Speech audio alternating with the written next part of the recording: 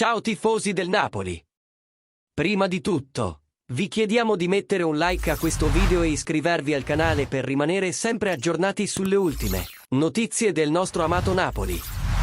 Oggi, purtroppo, dobbiamo parlare di una situazione che ha lasciato molti di noi con l'amaro in bocca: il futuro di Victor Osimhen. È ufficiale, il Napoli ha deciso di non reintegrare Victor Osimhen nella squadra.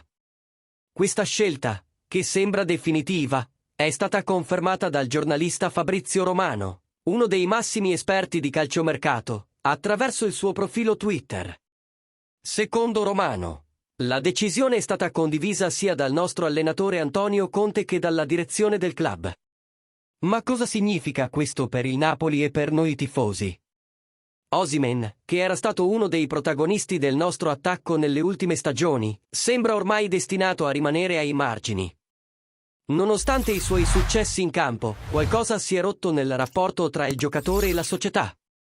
Forse è stata la mancata cessione o forse la sua insoddisfazione, ma ora ci troviamo di fronte a una situazione che non ha precedenti nella recente storia del nostro club.